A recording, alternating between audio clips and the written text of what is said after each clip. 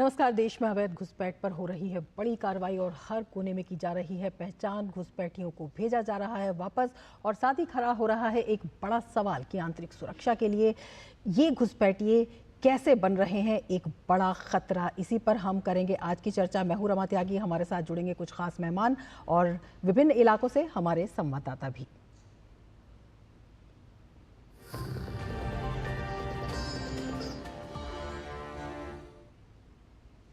हालांकि लगातार अवैध घुसपैठ का ये मुद्दा सुर्खियों में रहा है, पर हाल ही में फिल्म अभिनेता सैफ अली खान पर हमला करने वाला आरोपी शरीफुल इस्लाम शहजाद के बांग्लादेशी घुसपैठिया होने के बाद जो कि विजय दास नाम से मुंबई में काम करता रहा और बड़ा चिंता का विषय बन गया है।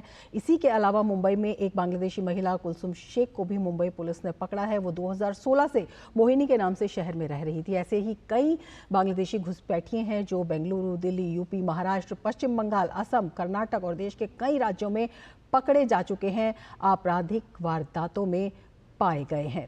तो इन्हीं पर हम करेंगे आज चर्चा कि किस तरह से ये घुस जाते हैं देश के अंदर और किस तरह से जो तमाम संकट की बात कही जा रही है वो उससे पैदा हो जाता है और कैसे अब एक्शन में आ गई है सरकार इस पर जीरो टॉलरेंस की नीति के साथ। लेकिन ग्राफिक्स के जरिए हम आपको समझाना चाहेंगे कि किस तरह से ये जो बांग्लादेशी घुसपैठिए हैं ये लगातार पकड़े जा रहे हैं। इनके खिलाफ जो अभियान है तेज हो गया है। अगर दिल्ली में हाल ही हुई में कार्रवाई की हम बात करें तो दिल्ली पुलिस ने 28 दिसंबर को अवैध रूप से रह रहे 7 बांग्लादेशी नागरिकों को गिरफ्तार किया।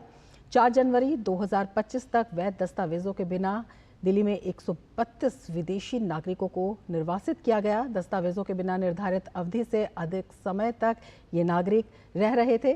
5 जनवरी 2025 को पालम इलाके से एक बांग्लादेशी व्यक्ति को वापस भेजा गया।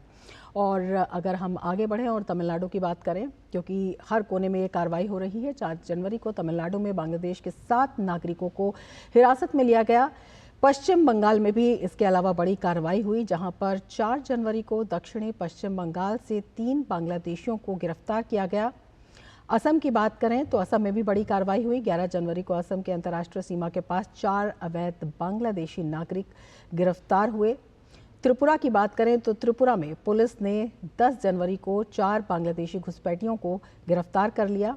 इसके अलावा गुजरात में हुई कार्रवाई की बात अगर हम बताएं तो 25 जनवरी को गुजरात पुलिस द्वारा अंगपुर गांव से 2 बांग्लादेशी नागरिकों की गिरफ्तारी हुई। और मेघालय में भी हुई बड़ी कार्रवाई। 24 जनवरी को मेघालय के पूर्व जयंतिया हिल्स इलाके में 2 बांग्लादेशी घुसपैठी गिरफ्तार किए गए। घुसपैठियों के 4 बच्चों को किशोर कल्याण गृह भेजा गया। हरियाणा की हम बात करते हैं तो हरियाणा में भी 22 जनवरी को अवैध रूप से रह रहे 17 बांग्लादेशी नागरिकों को पकड़ा गया। इनमें 5 महिलाएं, 7 पुरुष, 5 बच्चे शामिल थे। इसके अलावा महाराष्ट्र का हम बताएं तो महाराष्ट्र में भी लगातार इनके खिलाफ कार्रवाई हो रही है। 23 जनवरी को महाराष्ट्र से 5 बांग्लादेशी घुसपैठियों को गिरफ्तार किया गया। डोंबिवली और कल्याण शहर के विभिन्न इलाकों में ये बांग्लादेशी घुसपैठी रह रहे थे। ये 5 बांग्लादेशी बिना किसी दस्तावेज के वहां पर रह रहे थे। और 6 जनवरी की अगर हम बात करें तो दिल्ली पुलिस के मुताबिक मध्य दिल्ली में अवैध रूप से रह रहे कुल 14 बांग्लादेशी नागरिकों को वापस भेजा गया। 5 जनवरी 2025 को दक्षिण पश्चिमी दिल्ली के पालम इलाके में अवैध रूप से रह रहे एक बांग्लादेशी व्यक्ति की पहचान कर उसे वापस भेज दिया गया। छत्तीसगढ़ की बात करें तो छत्तीसगढ़ में भी बड़ी कार्रवाई हुई। छत्तीसगढ़ के बस्तर में 500, कवर्धा से 350 घुसपैठियों को बाहर भेजा गया। कोंडागांव जिले से 46 बांग्लादेशी अभी जेल में है, ये बताया गया है। और इसमें रेलवे सुरक्षा बल ने भी बड़ा खुलासा किया है। बल के मुताबिक 2021 से 2024 के बीच रेलवे ने 900 से अधिक बांग्लादेशियों और रोहिंग्याओं को हिरासत में लिया। 916 लोगों को हिरासत में लिया गया, जिसमें से 586 बांग्लादेशी नागरिक थे और 318 रोहिंग्या थे। जून और जुलाई के दौरान रेलवे बलों ने पूर्वोत्तर क्षेत्रों से 88 बांग्लादेशी और रोहिंग्याओं को गिरफ्तार किया। घुसपैठिए असम और त्रिपुरा के रास्ते भारत के अन्य हिस्सों में जाने के लिए अक्सर रेलवे नेटवर्क का उपयोग करते हैं। हिरासत में लिए गए घुसपैठियों को कानूनी कार्रवाई के लिए पुलिस और अन्य एजेंसियों को सौंपा गया।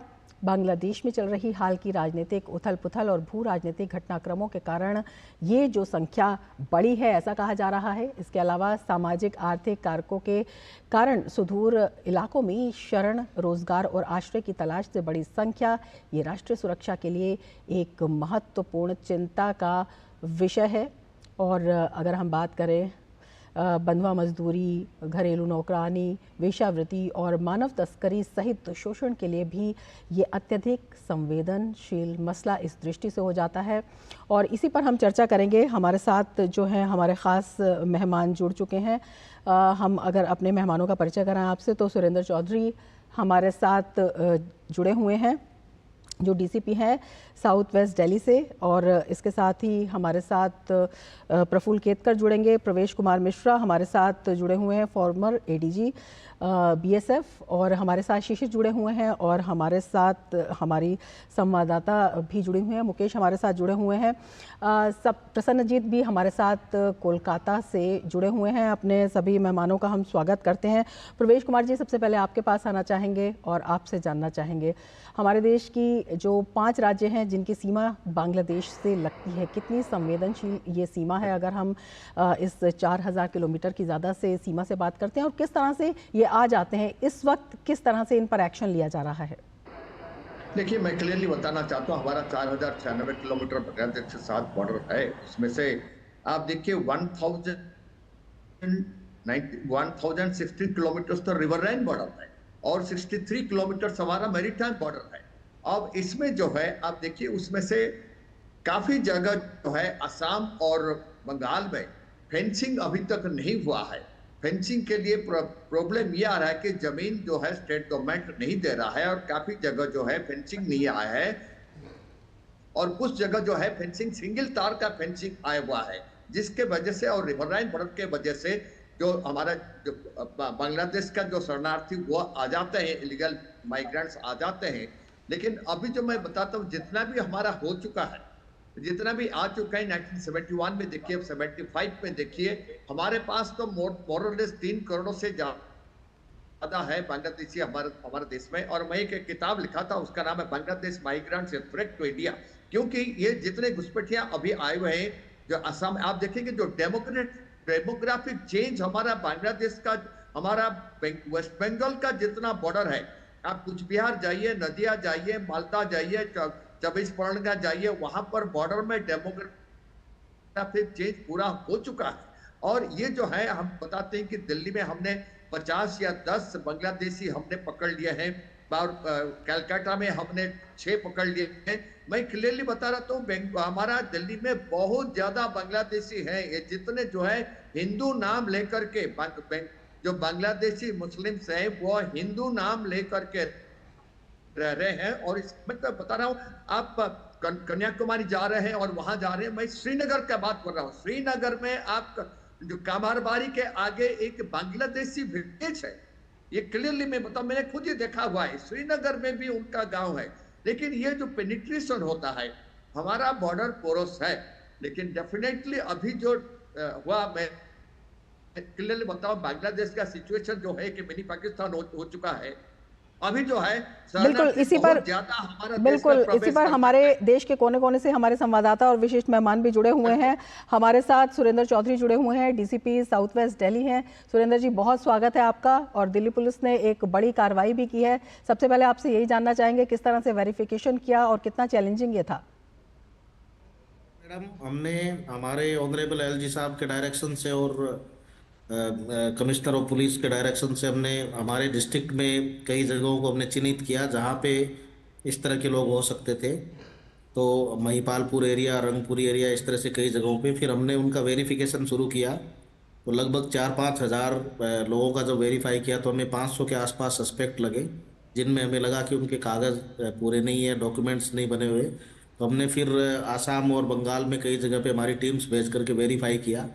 और जब हमें ये उनमें पता चला कि ये इनके जो जितने भी डॉक्यूमेंट्स बने हैं, इनका कोई आधार नहीं है या वहाँ से उन्होंने नकली बनाए हुए हैं, तो हमने ऐसे करके 31 लोगों को अभी तक वापस डिपोर्ट किया है।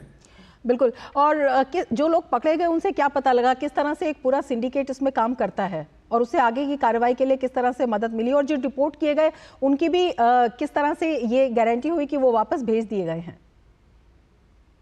डिपोर्टेशन का एक प्रोसेस होता है, वो एफआरआरओ के थ्रू होता है। तो जब यहाँ से कंप्लीट होने के बाद में वो जाते ही है।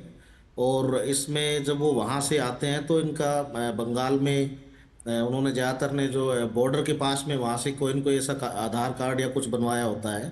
उसके बाद में वो यहाँ पे आए, और उनमें से हमें कई लोग ऐसे भी मिले हैं जिनके पास किसी प्रकार के कोई भी दस्तावेज नहीं थे। तो वो पोरस बॉर्डर के थ्रू आए, फिर यहाँ कई साल भारत के अलग जगहों पे रहे। कोई मुंबई में रहा, कोई दिल्ली में रहा, आसपास रहे। फिर उन्होंने जनरली छोटे मोटे काम किए यहाँ पे। तो इस तरह के लोग भी हमें मिले, दोनों तरह के लोग मिले हैं। सुरेंद्र जी, दस्तावेज नहीं थे, लेकिन जो फर्जी दस्तावेज थे वो किस तरह से बनाए गए, ये रैकेट्स भी, इसका भी भंडाफोड़ हुआ? हमारी इसमें अभी जो हमने 500 लोगों को पाया है उसमें इस तरह का नहीं निकला, लेकिन साउथ डिस्ट्रिक्ट में जो दिल्ली का एक जिला है वहाँ पे इस तरह के मिले, और उस पर उन्होंने कार्रवाई भी करी। बिल्कुल, आप बने रहिए हमारे साथ। शिशिर भी हमारे साथ जुड़े हुए हैं मुंबई से। शिशिर, वहां से भी कई लोगों को वापस भेजा गया है और लगातार वहां पर कार्रवाई की बात कही जा रही है, क्या कुछ जानकारी वहां से? बिल्कुल, देखिए लगातार रमा अगर बात करें तो कार्रवाई जो है मुंबई में, और सिर्फ मुंबई में नहीं बल्कि महाराष्ट्र के अलग अलग पॉकेट्स में की जा रही है। क्योंकि महाराष्ट्र में ऐसे कुछ पॉकेट्स है जहां पर जो है बांग्लादेशी, जो इलीगल बांग्लादेशी सिटीजन है, उनकी संख्या ज्यादा है। जैसे ही क्राइम इंटेलिजेंस यूनिट को इसकी खबर मिलती है, वहां पे रेड डाली जाती है और बांग्लादेशियों को पकड़ा जाता है। एक उदाहरण रमा आपको देना चाहूंगा मैं। 4-5 दिन पहले की बात है, मुंबई के क्राइम इंटेलिजेंस यूनिट को जो है इसके बारे में जानकारी प्राप्त हुई। उसके बाद उन्होंने उस जगह पर छापा डाला, और छापा मारने के बाद हालांकि कुछ जो बांग्लादेशी थे जो इलीगली यहां पर रह रहे थे, उनको हिरासत में लिया। लेकिन इसमें अगर देखा जाए तो हैरानियत की बात यह है कि इनके पास डॉक्यूमेंट्स थे, लेकिन दूसरी बात, जो सरकार द्वारा योजनाएं चलाई जा रही है उन योजनाओं का लाभ भी है, उनमें से कुछ लाभार्थियों को मिला है। और पुलिस को हालांकि बात जब पता चली तो पुलिस ने जो सिटीजन्स है उनको जो हिरासत में लिया है। हालांकि इसके बाद जो बांग्लादेशी थे, उनके जो वकील थे, उन्होंने बात कही कि ये जो बांग्लादेशी उनको जो है सरकार की योजना का लाभ मिला है। इसका मतलब यह कहीं ना कि डॉक्यूमेंटेशन उनके पास पूरी तरह से है। मुंबई की बात करें तो मुंबई का मानकुर्द का इलाका, थाने का हम इलाका बात करें, भिवंडी, मालेगांव, इन जैसे इलाकों पर हालांकि जो है पुलिस की ज्यादा नजर है। दूसरी महत्वपूर्ण बात रमा पिछले 1 महीने से लगातार सामने आ रही है और इस पर जो है महाराष्ट्र सरकार नजर बनाए हुए है, वो है कि जिस प्रकार से इनको डॉक्यूमेंट्स मिलता है। क्योंकि कुछ जगह ऐसी है जहां पर फेक डॉक्यूमेंट्स, जो बर्थ सर्टिफिकेट है वो 1 साल बाद या 2 साल बाद जो है कलेक्टर ऑफिस से लिया जाता है। तो हालांकि पुलिस और साथ ही साथ सरकार, राज्य सरकार ने इसके लिए एक एसआईटी गठित की है। उस एसआईटी के माध्यम से ये जांच की जाएगी कि जो लंबित मामले हैं, जो हालांकि 1 या 2 साल बाद जो बर्थ सर्टिफिकेट ले